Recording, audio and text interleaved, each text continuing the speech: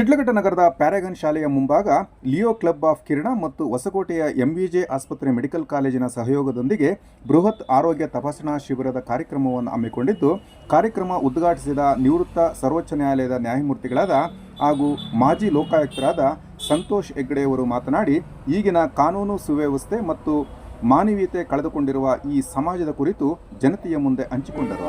ಕಾರ್ಯಕ್ರಮದಲ್ಲಿ ತುಮಕೂರು ಉಪ police ಅಧೀಕ್ಷಕರಾದ K N Ramesh, ನಿವೃತ್ತ ಹೈಕೋರ್ಟ್ ನ್ಯಾಯವಾದಿಗಳಾದ ರವಿಶಂಕರ್, ಗ್ರೇಡ್ 2 ತಹಸೀಲ್ದಾರ್ ಪೂರ್ಣಮ್ಮ, ಪೊಲೀಸ್ ವೃತ್ತ ನಿರೀಕ್ಷಕರಾದ ಶ್ರೀನಿವಾಸ್, ಡಾಕ್ಟರ್ ಲತಾ, ಪ್ರಥಮ ದರ್ಜೆ ಕಾಲೇಜಿನ ಪ್ರಾಂಶುಪಾಲ ಡಾಕ್ಟರ್ ವೆಂಕಟೇಶ್, ಹಿರಿಯ ಪತ್ರಕರ್ತರಾದ ರೂಪಿಸಿ ರಮೇಶ್, ಪ್ರೆಸೆಂಟ್ ಶಾಲೆಯ ಕಾರ್ಯದರ್ಶಿ ತಮೀಮ್, ನಗರ ಪೊಲೀಸ್ ಠಾಣೆಯ ವೇಣುಗೋಪಾಲ್, ಲಿಯೋ ಕ್ಲಬ್ ಅಧ್ಯಕ್ಷ ಶ್ರೀಕಾಂತ್ ಮತ್ತು ಎಂ ಲೋಕೇಶ್ ಹಾಗೂ ಪದಾಧಿಕಾರಿಗಳು ಹಾಜರಿದ್ದರು.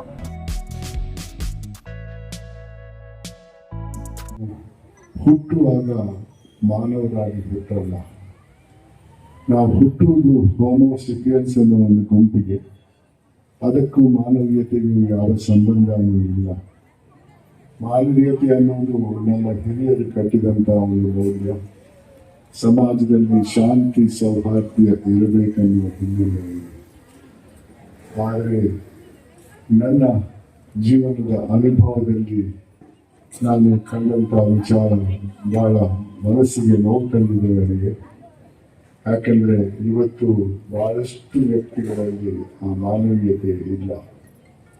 ನಮ್ಮ ಹಿರಿಯರು ಕವಿಗಳು ಬರೆದಿದ್ದಾರೆ, ಏನೇ ಆಗು ನಿಮಗೆ ಬೇಕಾದವನಾಗು, ಆದರೆ ಮೊದಲು ಮಾನವನಾಗು ಅಂತಾರೆ. ಎಂಥ ಮಾತು! ಅದೇ ರೀತಿ ನಾನು ನನ್ನ ಲೋಕಾಯುಕ್ತದ ಅನುಭವಗಳನ್ನು ಯುವಕ ಯುವತಿಯರಲ್ಲಿ ಹಂಚಿಕೊಳ್ಬೇಕನ್ನೋ ಹಿನ್ನೆಲೆಯಲ್ಲಿ ನಿನ್ನೆಯವರೆಗೆ 1841 ಶಾಲಾ ಕಾಲೇಜಿಗೆ ಹೋಗಿದ್ದೇನೆ. ಅಲ್ಲಿ ಮಕ್ಕಳಿಗೆ ನನ್ನದೇ ಆದ ಒಂದು ಸಂದೇಶವನ್ನು ಕೊಡ್ತಾ ಇರ್ತೇನೆ. ಹುಟ್ಟುವಾಗ ಮಾನವನಾಗಿ ಹುಟ್ಟದೇ ಇದ್ದರೂ ಜೀವನ ಪಥದಲ್ಲಿ ಮಾನವೀಯತೆಯನ್ನು ಅಳವಡಿಸಿಕೊಂಡು ಸಾಯುವಾಗ ಮಾನವನಾಗಿ ಸತ್ತರೆ ಅದಕ್ಕೆ ಮೇಲ್ಪಟ್ಟಂತ ಗೌರವ ಯಾವುದೂ ಇಲ್ಲ ಅನ್ನೋ ವಿಚಾರ.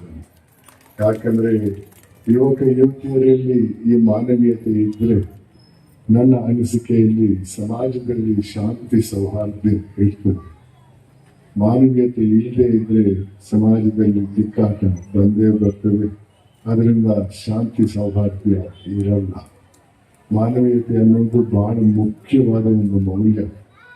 ಅದನ್ನ ಯುವಕರಲ್ಲಿ ಅಳವಡಿಸುವ ಪ್ರಯತ್ನ ನಡೀತಾ ಇಲ್ಲ ಅನ್ನೋದು ನನ್ನ ವಿಚಾರ.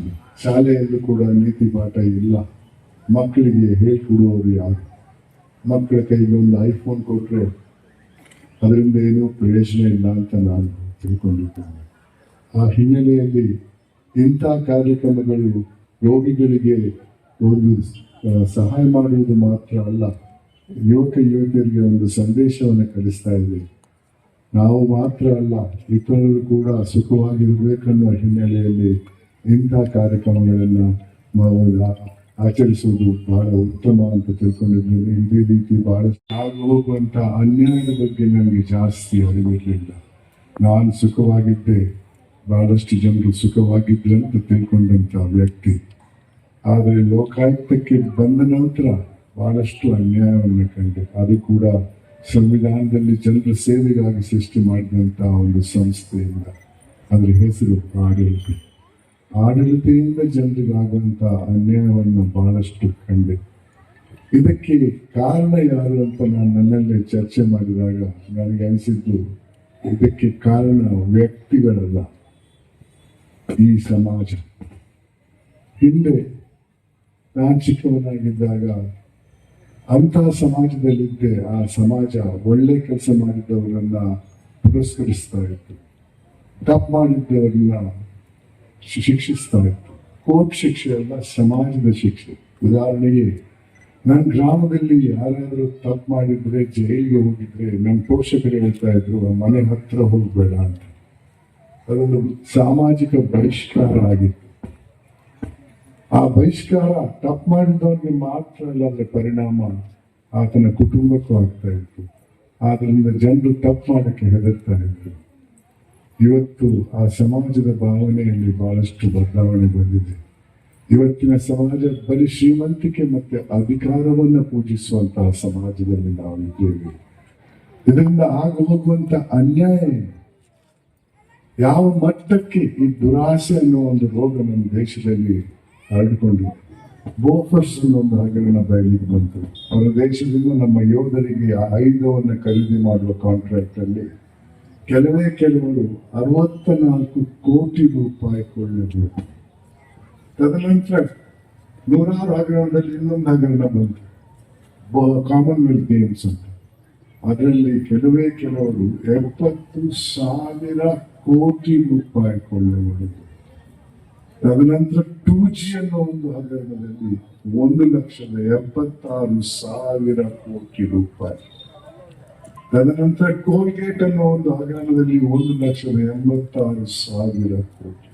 ಒಂದೊಂದು ಹಗರಣದಲ್ಲಿ 2000 ಇಸ್ವಿಯಲ್ಲಿ ಕರ್ನಾಟಕ ಸರ್ಕಾರದ ಬಜೆಟ್, ಒಂದು ವರ್ಷದ ಬಜೆಟ್ 4 ಲಕ್ಷ ಸರ್ಕಾರಿ ನೌಕರರ ವೇತನಕ್ಕೆ ಮತ್ತೆ ಅಭಿವೃದ್ಧಿಗೆ ಮೀಸಲಾಗಿಟ್ಟಂತಹ ಹಣ ಬರೀ 1,16,000 ಕೋಟಿ ರೂಪಾಯಿ. ಒಂದು ಹಗರಣದಲ್ಲಿ 1,86,000 ಕೋಟಿ ರೂಪಾಯಿ. ಯಾವ ರೀತಿಯಲ್ಲಿ ಅಭಿವೃದ್ಧಿ ಆಗಕ್ಕೆ ಸಾಧ್ಯವಿದೆ? 1985ರಲ್ಲಿ ಅಂದಿನ ಪ್ರಧಾನಮಂತ್ರಿ ದಿವಂಗತ ರಾಜೀವ್ ಗಾಂಧಿ ಅವರು ಬಹಿರಂಗವಾಗಿ ಹೇಳಿದಂತಹ ಮಾತು. ಅಂದು 85ರಲ್ಲಿ ಸರ್ಕಾರ ಅಭಿವೃದ್ಧಿಗೆ ಕೊಟ್ಟಂತಹ 1 ರೂಪಾಯಿಯಲ್ಲಿ ಕೊನೆಯ ಹಂತಕ್ಕೆ ಹೋದದ್ದು 15 ಪೈಸೆ ಮಾತ್ರ. 2024ರಲ್ಲಿದ್ದೇವೆ, ದುರಾಸೆ ಕಮ್ಮಿ ಆಗಿಲ್ಲ. ಇವತ್ತು 100 ರೂಪಾಯಿಯಲ್ಲಿ 15 ಪೈಸೆ ಹೋಗಬಹುದು. ಒಂದು ವೇಳೆ ಸ್ವಲ್ಪ ಯೋಚನೆ ಮಾಡಿ. ಇದೇ ರೀತಿ ಸಮಾಜದಲ್ಲಿ ದುರಾಸೆ ಜಾಸ್ತಿ ಆಗ್ತಾ ಹೋದ್ರೆ ಸಮಾಜದಲ್ಲಿ ಶಾಂತಿ ಸೌಹಾರ್ದ ಇರಲಿಲ್ಲ. ಇದಕ್ಕೆ ದಾರಿ ಕಾನೂನಲ್ಲಿ ದಾರಿ ಇಲ್ಲ. ಯಾಕಂದ್ರೆ ಕಾನೂನಿಗೆ ಇವತ್ತು ಯಾರೂ ಹೆದರಲ್ಲ. ಒಬ್ಬ ವ್ಯಕ್ತಿಗೆ ಶಿಕ್ಷೆ ಆಗ್ಬೇಕಾದ್ರೆ ಸುಪ್ರೀಂ ಕೋರ್ಟ್ನವರಿಗೆ ಹೋಗ್ತಾರೆ. ಅಲ್ಲಿ ತೀರ್ಪು ಬರ್ಬೇಕಾದ್ರೆ 45-50 ವರ್ಷ ಬೇಕು. ಯಾರು ಹೆದರ್ತಾರೆ? ಕ್ರಾಂತಿಯಲ್ಲಿ ಗೆದ್ದವರು ಯಾರೂ ಇಲ್ಲ. ಕ್ರಾಂತಿ ಮುಖಾಂತರ ಬದಲಾವಣೆ ಈ ದೇಶದಲ್ಲಿ ಬಂದ್ರೆ ಈ ದೇಶ 25 ಬೇರೆ ಬೇರೆ ದೇಶ ಆಗ್ತಾ ಇದೆ. ತಮಿಳುನಾಡಿನವರು ಇವತ್ತಲ್ಲ 50ನೇ ದಶಕದಲ್ಲೇ ಹೇಳಿದ್ದಾರೆ, ನಮ್ಗೆ ಬೇರೆ ಬೇರೆ ರಾಷ್ಟ್ರ ಬೇಕು. ರಾಜಕೀಯದಲ್ಲಿ ಅವರು ಬಹಳ ಜನ ಕಾಯ್ತಾ ಇದ್ದಾರೆ. ಅವ್ರಿಗೂ ಕೂಡ ಪ್ರಧಾನಮಂತ್ರಿಗಳೇ ಆಗಬೇಕು. ಈಗ ಮುಖ್ಯಮಂತ್ರಿಗಳೆಲ್ಲ ಹಾಗೆ ಆಯ್ತು. ಇವಾಗ ಪ್ರಧಾನಮಂತ್ರಿ ಹುದ್ದೆನೇ ಬೇಕು. ಅದಕ್ಕೆ ಈ ದೇಶವನ್ನ ವಿಂಗಡಿಸಬೇಕಲ್ಲ. ಆದರೆ ದುರಾಸೆಯಿಂದ ಪಡೆದಂತಹ ಸಂಪತ್ತಿನಿಂದ ಎಲ್ಲೂ ನಿದ್ದೆ ಬರಲ್ಲ. ಯಾವಾಗ ಇನ್ಕಮ್ ಟ್ಯಾಕ್ಸ್ನವ್ರು ಬರ್ತಾರೋ, ಯಾವಾಗ ಎನ್ಫೋರ್ಸ್ಮೆಂಟ್ ಡಿಪಾರ್ಟ್ಮೆಂಟ್ನವ್ರು ಬರ್ತಾರೋ, ಯಾವಾಗ ದರೋಡೆಕೋರರು ಬರ್ತಾರೋ, ಇದೇ ತಲೆಯಲ್ಲಿರ್ತದೆ ಹೊರತು ಆ ಹಣದ ಉಪಯೋಗ ಕೂಡ ಜಾಸ್ತಿ ಇರಲ್ಲ. ನಮ್ಮಿಂದ ಇದರೊಳಗೆ ಏನು ಸಹಾಯ ಆಗಬಹುದು ಅನ್ನೋದನ್ನ ನಾವು ತಿಳ್ಕೊಳ್ಬೇಕು. ಮತ್ತೆ ಅದನ್ನ ಜಾರಿಗೆ ತರುವಂತಹ ಪ್ರಯತ್ನ ಮಾಡಬೇಕು. ನಿಮ್ಮಲ್ಲಿ ಒಂದು ವಿಚಾರ, ದಯವಿಟ್ಟು ತೃಪ್ತಿ ಮತ್ತು ಮಾನವೀಯತೆ ಅನ್ನೋ 2 ಮೌಲ್ಯಗಳನ್ನು ಅಳವಡಿಸಿ ಇದ್ದದ್ರಲ್ಲೇ ಸಂತಸ ಪಡೆಯುವಂತ. ತೃಪ್ತಿ ಅಂದ್ರೆ ಒಂದು ಹಂತಕ್ಕೆ ಕೆಲಸ ಬಂತು, ಬೇಡ ನಾನು ಸನ್ಯಾಸ ಆಗ್ತೇನೆ. ಕಾಲಜ್ಞಾನವನ್ನು ಬರೆದಂಥ ಕೈವಾರ ನಾರಾಯಣ ತಾಂತಯ್ಯನವರು ಅವರು ನಡೆದಾಡಿದ ಅವ್ರ ಜನ್ಮಭೂಮಿ ಇಲ್ಲೇ ಪಕ್ಕದಲ್ಲಿ ಕೈವಾರ ಇದೆ. ಹಾಗೆ ವೀರಬ್ರಹ್ಮರ ಜನ್ಮಭೂಮಿ ಇಲ್ಲೇ ಪಾಪಾಗ್ನಿ ಮಠ. ಇಂಥ ಪುಣ್ಯ ಭೂಮಿಯಲ್ಲಿ ಈ ಒಂದು ಕಾರ್ಯಕ್ರಮ ಆಯೋಜನೆ ಮಾಡಿದ್ದು ಬಹಳ ಸಂತೋಷ ಅನ್ಸುತ್ತೆ. ಯಾಕೆ ಇದು ಉಚಿತ ಚಿಕಿತ್ಸೆ ಅಂದ್ರೆ ಇಲ್ಲಿ ರೇಷ್ಮೆಯೇ ಜೀವನ. ಅಂದ್ರೆ ರೇಷ್ಮೆಯಿಂದ ಎಷ್ಟೊಂದು ಕಾಯಿಲೆ ಬರ್ತಾ ಇದೆ ಅಂತ ಹೇಳಿದ್ರೆ ಬಹಳಷ್ಟು ಹೇಳಕ್ಕೆ ಆಗ್ಬಿದ್ದಷ್ಟು. ನಾನು ಸಬ್ ಇನ್ಸ್ಪೆಕ್ಟರ್ ಇದ್ದಾಗ ಈ ಕಾರ್ಮಿಕ ನಗರದಲ್ಲಿ ಆ ಜನರ ನೋವನ್ನು ನೋಡಕ್ಕಾಗದೇ ಇದ್ರೆ ರಮೇಶು ಮತ್ತು ನಮ್ಮೆಲ್ಲ ಪತ್ರಕರ್ತರಿದ್ದಾರೆ, ಹೋಮ್ ಗಾರ್ಡ್ಸ್, ಪೊಲೀಸರು ಸೇರಿ 3/4 ಕಿಲೋಮೀಟರ್ ರೋಡ್ನೇ ಮಾಡಿಸ್ಬೇಕಾಯ್ತು. ಸೊ ಈ ಒಂದು ಏರಿಯಾ ಕೇವಲ ಒಂದು ಸಾಂಸ್ಕೃತಿಕ ನಗರ ಅಲ್ಲ ಅನ್ನೋ ರೀತಿ ಆಗಿತ್ತು. ಯಾಕಂತ ಹೇಳಿದ್ರೆ ನಮ್ಗೆ ಇದ್ರ ಚರಿತ್ರೆ ಗೊತ್ತಿಲ್ಲ. ನಮ್ಮ ಇನ್ಫೋಸಿಸ್ ನಮ್ಮ ಮೂರ್ತಿಯವರು ಇವರು ನಡಪಿನಹಳ್ಳಿ, ಹಾಗೆ ಪದ್ಮಭೂಷಣ ನಮ್ಮ ರಾಜ್ಯಸಭಾ ಸದಸ್ಯರಾದಂತಹ ದಯಾಳು ಮಾನವೀಯದ ಪ್ರತೀಕ ಆದಂತಹ ಸುಧಾಮೂರ್ತಿಯವರು ಈ ಊರಿನ ಸೊಸೆ. ಅದನ್ನ ಹೆಮ್ಮೆಯಿಂದ ನಾವು ಹೇಳಬೇಕು ಅನ್ಸುತ್ತೆ. ಹಾಗೆ ಕ್ರೀಡೆಯಲ್ಲೂ ಒಳ್ಳೆ ಛಾಪು ಮೂಡಿಸಿದಂತಹ ಊರಿದು. ವಾಲಿಬಾಲ್ ಅಲ್ಲಿ ಶ್ರೀಕರ್, ಫುಟ್ಬಾಲ್ ಅಲ್ಲಿ ಮಸ್ಟಾಕ್, ಇಂಥ ಅನೇಕರು ಹೇಳ್ತಾ ಒಂದು ಸುಮಾರು ಹೇಳಬೇಕಾಗತ್ತೆ. ಅಷ್ಟೇ ಅಲ್ಲದೆ ಒಂದು ಹಾಡಿಗೆಲ್ಲ ಸಿರಿವಂತನಾದರೂ ಕನ್ನಡ ನಾಡಲ್ಲಿ ಬೆರವೆ, ಕೊನೆಯ ಒಂದು ಅದರಲ್ಲಿ ಸಾಲು ಬರ್ತದೆ, ಇನ್ನೊಮ್ಮೆ ಮರು ಜನ್ಮ ಪಡೆಯುವೆ ನಾದೊಡೆ, ಇನ್ನೊಮ್ಮೆ ಮರು ಜನ್ಮ ಪಡೆಯುವೆ ನಾದೊಡೆ, ಕನ್ನಡದ ಮಣ್ಣಲ್ಲಿ ಮಣ್ಣಾಗಿ ನಿಲ್ಲುವೆ, ಮಣ್ಣಾಗಿ ನಿಲ್ಲುವೆ. ಈ ರಾಗವನ್ನು ಕೊಟ್ಟಂತ ರಮಾ ಅವರು ಈ ಶೈಲಿಘಟ್ಟದ ಮಗಳು. ಅಷ್ಟೇ ಅಲ್ಲ, ADGP ನಮ್ಮ ಕುಚ್ಚಣ್ಣ ಶ್ರೀನಿವಾಸ್ ಅವರು ಸೇವೆ ಸಲ್ಲಿಸಿದ್ರು ಪೊಲೀಸ್ ಇಲಾಖೆಯಲ್ಲಿ, ಅವರು ಇದೇ ಊರಿನವರು. ಹಾಗೆ ರಾಷ್ಟ್ರ ಪ್ರಶಸ್ತಿ ವಿಜೇತರಾದ ನಮ್ಮ ಹೋಮ್ ಗಾರ್ಡ್ನಲ್ಲಿ ರಮೇಶ್ ಅವರು ಇಲ್ಲೇ ಇದ್ದಾರೆ, ನಿಮಗೆ ಗೊತ್ತಿದೆ. ಅಷ್ಟೇ ಅಲ್ಲ, ಪ್ರತಿಯೊಂದು ಕ್ಷೇತ್ರದಲ್ಲೂ ಬಹಳಷ್ಟು ಛಾಪ ಮೂಡಿಸಿದೆ.